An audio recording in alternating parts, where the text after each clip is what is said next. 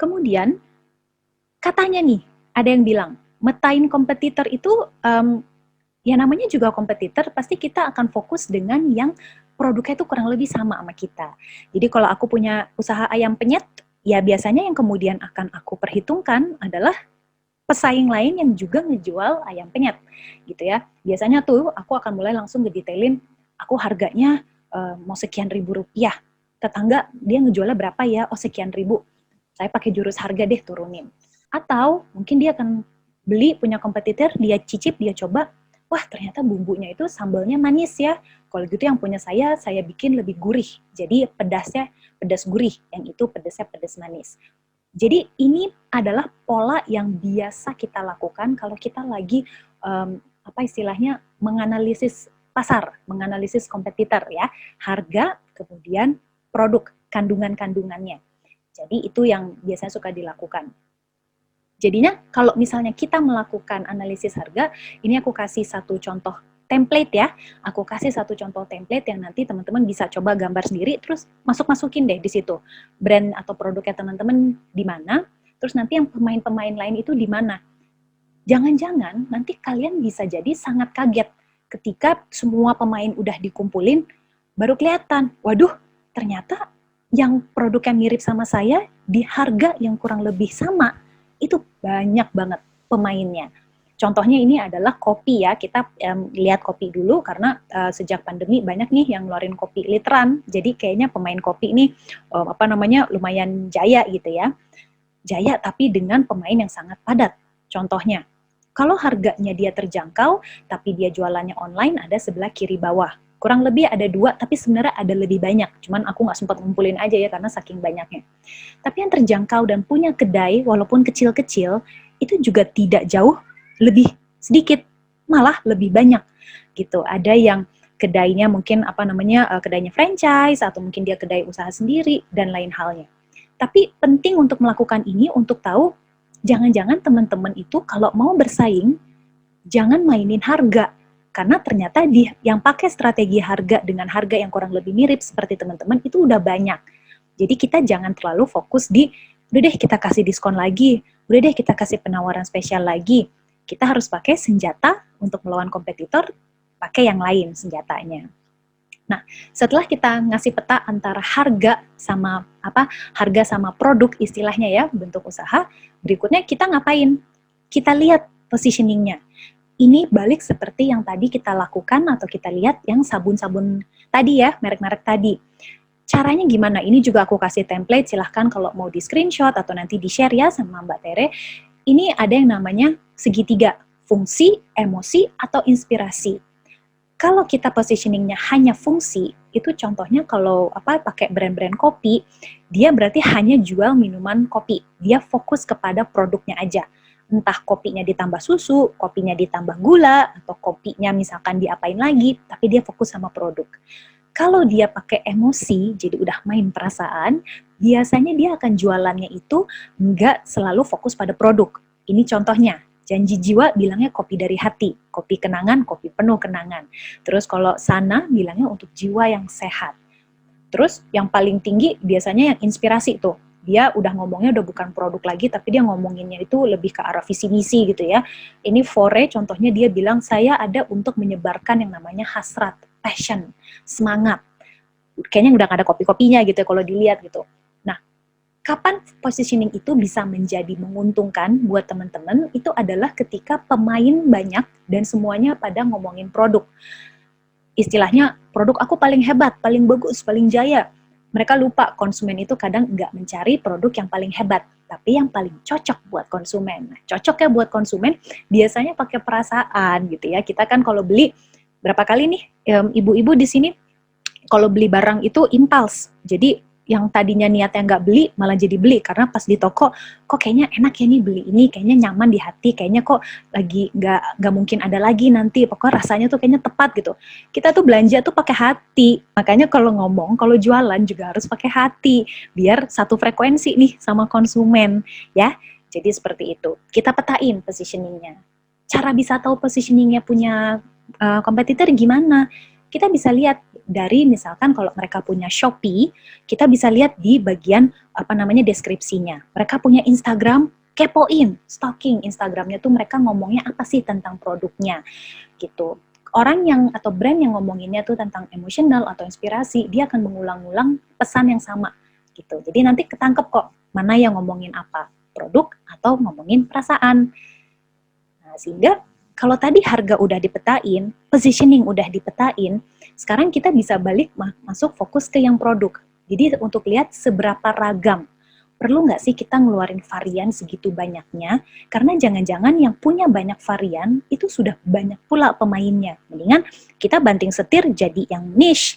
Niche itu istilahnya main di segmen kecil tapi ahli tapi jago di situ. Gitu ya. Jadi kadang kita nggak harus selalu istilahnya maruk gitu ya. Pengen semuanya, jadi semua varian kita bikinin, ada 10 rasa kita keluarin. Patut teman-teman ketahui bahwa konsumen itu punya yang namanya mentalnya itu suka keblok untuk ketika variannya ada lebih dari 7 atau lebih dari 5. Jadi ini bisa jadi patokan buat teman-teman kalau mau diversifikasi, angka berapa sih yang kurang lebih bagus. Nggak ada angka cantik, tapi benchmarknya itu adalah di atas 5 atau 7, konsumen itu malah jadi nggak bisa mengambil keputusan, karena opsinya terlalu banyak, dia pusing. Nah, jadi kita harus bantu konsumen biar dia nggak terlalu pusing. Nah, selain berdasarkan jumlah variannya, kita juga bisa main berdasarkan ukuran. Kalau kopi, konteksnya adalah kita mau jualan di cup aja, jadi satu ukuran, atau kita mau jual banyak ukuran. Jadi ada yang small, medium, large, atau mungkin ada yang small, terus ada yang literan, gitu ya. Jadi nanti ketahuan, buat apa kita susah-susah masuk ke yang misalkan literan, kalau ternyata pemainnya udah banyak banget. Jangan-jangan kita bukan harus main di literan, mungkin kita harus main di ukuran yang lebih besar lagi, bukan 1 liter mungkin. Nah, kayak gitu-gitu bisa kita tahu ketika kita lihat kompetitor itu ngapain aja sih. Dan ini bisa kita taruh atau kita petakan. Nah, kalau misalnya udah, tadi kita kurang lebih ada 3 tahap untuk metain. 1, kita lihat berdasarkan harga atau produknya, biar kita nggak kejebak nih di main yang namanya motong-motongin harga gitu ya, kalau mau bersaing. Atau kita pakai positioning, jadi biar kayak tadi, sabun ya, sabun manfaatnya buat ngebersihin, tapi aku mau ngambil positioning kecantikan, bukan kesehatan, juga bukan sabun klinis. Nah, jadi kita main positioning. Yang ketiga, baru berdasarkan rangkaian produknya. Kita mau menjadi yang ahli, jadi hanya 1, fokus, jadi yang warisan gitu ya, kita tuh kayaknya tuh dari generasi ke generasi tuh yang paling ahli, jadi nggak banyak bikin percobaan untuk varian-varian yang lain. Atau kita mau pakai jurus sapu jagat, jadi semua dibanyakin, atau dibikin satu set, kayak Oilum ya, jadi kalau sabun itu dia ada sabun, ada pelembab, terus mungkin ada lotion, ada moisturizer yang lain-lain, semua dibikin lengkap, gitu. Ini akhirnya beberapa strategi yang bisa keluar dari teman-teman punya produk sekarang. Kita mau di harga, kita mau benahin positioningnya, atau kita mau benahin rangkaian produknya nih. Jadi dibikin lengkap, misalkan. Ya, sehingga akhirnya faktanya ketika kita udah fokus gitu, oh ini ada pemain ayam penyet namanya Ibu X, itu ada Ibu Y, itu Ibu Z, itu Ibu A, semuanya ayam penyet gitu ya, atau semuanya empek-empek. Kita fokus sama yang pemain kurang lebih produknya sama kita. Tapi ada fakta lain nih ternyata, bahwa konsumen kita itu biasanya dia punya jatah mungkin dalam 1 bulan atau enggak 1 hari untuk yang namanya jajan, itu uangnya tidak uangnya itu terbatas. Bukan yang kemudian nggak ada batasnya, bisa jajan suka-suka. Sebutlah misalkan dia hanya bisa jajan 10-30 ribu per hari gitu. Nah, berarti kalau dia cuma jajan di 10-30 ribu, pilihannya itu kemana gitu. Misalkan kita penjual kopi lagi nih kayak tadi, kita mau menggait konsumen untuk dia ketika lagi santai dia minum kopinya kita.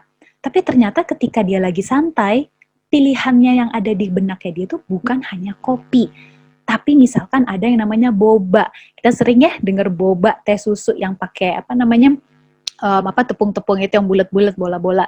Jadi akhirnya yang tadinya kita udah sibuk gitu ya metain kompetitornya adalah minum kopi kekinian, kopi susu, ternyata konsumen kita berpaling belinya boba. Jadi kan uang yang tadinya bisa untuk pendapatan kita ketarik sama kompetitor yang justru bukan produknya sama kita gitu. Jadi kita fokusnya adalah di daya beli pelanggan. Itu trik yang berikutnya. kita fokus di daya beli pelanggan. Pelanggan itu cuma punya jatah jajan sekian, berarti persaingan saya adalah di kategori jajan. Di kategori jajan nggak cuma ada kopi, tapi ada teh, kemudian ada yang teh Thailand itu ya, kayak teh dum-dum gitu misalkan, atau nanti ada jajanan-jajanan lain. Nah, contohnya apa? Kayak gini, kalau kita fokus hanya sama kompetitor langsung, maka yang akan kelihatan petanya itu adalah di contoh yang pakai buletan warna hijau.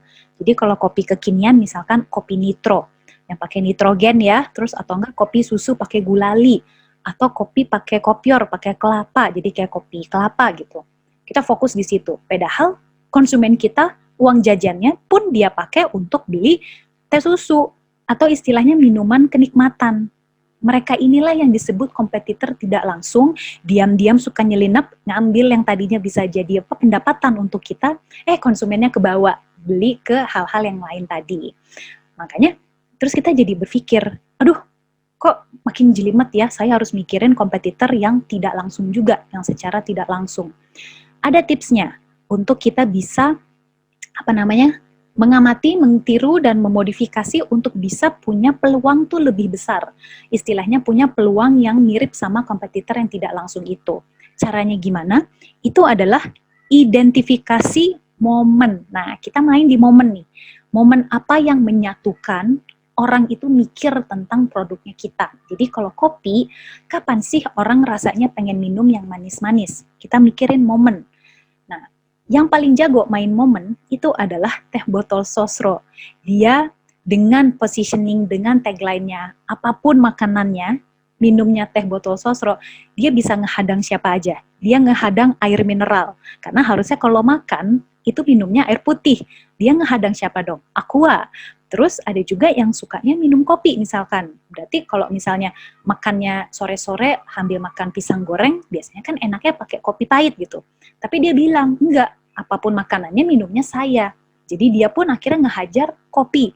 Nah, kalau kita mendefinisikan momen, ada besar kemungkinan kita bisa sedikit mengambil hati dari konsumen yang biasa pakai produknya kompetitor tidak langsung. Gitu, karena kita mengambil momentum. Jadi kita nggak fokus cuman di ayam kita lembut, lezat, gurih. Coba deh, ya kita fokusnya di ayam gitu. Padahal kadang yang mau beli ayam bisa juga beli sapi. Nah, oleh sebab itu, momentum itulah yang bisa membantu. Nah, tapi momen itu ada apa aja sih jenisnya. Kalau teman-teman jangan sampai kita akhirnya kemudian jadi benar-benar ngejiplak ya, meniru atau mengamati dan memodifikasi punya kompetitor itu tidak sama dengan mengambil idenya atau ngejiplak. Kita pelajari bahwa teh sosro bagus di momen. Kita jangan kemudian ambil, oh ya udah saya juga sama deh, tapi saya dibalik aja, apapun minumannya, makannya, empempe punya saya gitu, jangan gitu juga gitu ya. Kita bisa sedikit lebih memodifikasinya tuh bisa lebih berbeda. Contohnya apa? Aku bantu di sini ada 6 momen yang bisa kita coba latihan, mungkin ada yang mau dipraktekin. Itu bisa kita ngambilnya momen dalam satu hari. Jadi konteksnya mau pagi, siang, sore atau malam. Produk apa yang biasanya pakai cara seperti ini dan cocok untuk pakai cara seperti ini, itu misalnya bubur. Kalau nggak bubur, misalkan kalau merek-merek yang suka ada di TV itu biasanya Energen. Kita selalu ngelihat iklannya tuh anak pakai ransel, bapaknya mau pergi sekolah, ibunya lagi nyiapin tapi sibuk, akhirnya bikin yang di gelas. Dia ngambil momen. Jadi momen ini, si Energen ini, dia berusaha untuk ngelawan sari roti, yang namanya kalau makan roti itu pagi-pagi, atau dia berusaha ngelawan yang namanya ini, sereal. Biasa kan kalau anak-anak suka makan pakai sereal sekarang ya, kalau misalnya udah lebih ini lagi, lebih pengen ngebut lagi. Nah, kalau kita pakai momen, kita bisa ngehajar beberapa pemain sekaligus, kita bisa berpeluang. Ada juga pakai masa pertumbuhan, apakah ini untuk bayi, balita, remaja, atau untuk semua usia. Bisa juga momen itu fase hidup. Buat yang baru nikah, cocok untuk yang ngerantau, cocok untuk ngekos. Nah, biasanya Energen itu nggak lama, dia juga suka ngambil momen-momen orang yang ngekos, atau orang yang lagi ngerantau, atau orang yang lagi baru masuk kuliah. Dia mainnya di momen. atau musim apa, atau di suasana hati yang kayak gimana. Kopi kenangan itu pakai momen suasana hati, karena dia pakai yang namanya kenangan galau-galau percintaan anak muda gitu. Jadinya orang itu beli nggak cuma karena lagi pengen kopi, tapi dia lagi ngerasa galau, oh udah deh saya pakai kopi kenangan aja gitu. Atau waktu selebrasi, ulang tahun, nikahan, dan hari raya. Jadi ini cara kalau kita mau bersaing secara sehat dengan kompetitor yang tidak langsung ya, yang mainannya itu produknya nggak sama, tapi kita sharing uang jajannya konsumen. Ini caranya seperti itu. Jadi itu adalah secara apa namanya marketing, kira-kira beberapa cara yang bisa kita gunakan untuk dengan kompetitor. Tapi sekarang ketika masuk ke penjualan, sales nih, ternyata kita juga bisa bersaing secara sehat tanpa harus main di yang namanya keuangan, apa namanya harga. Nah ini biasanya memang dengan catatan kategori produknya teman-teman itu adalah kategori produk yang satu mungkin belum banyak dikenal oleh market. Jadi belum terlalu lazim. Ini biasanya misal ya contohnya adalah produk-produk kesehatan seperti kefir atau kombucha, kan suka ada tuh sekarang yang bikin makanan probiotik. Itu belum banyak pengetahuannya di market. Jadi kadang ada baiknya pemain-pemain yang berbeda ini, pemain-pemain yang kurang lebih sama, jadi mereka itu produknya sama, itu bersatu untuk bisa ngebangun awareness yang tinggi gitu. Jadi cara-cara ini bisa dilakukan.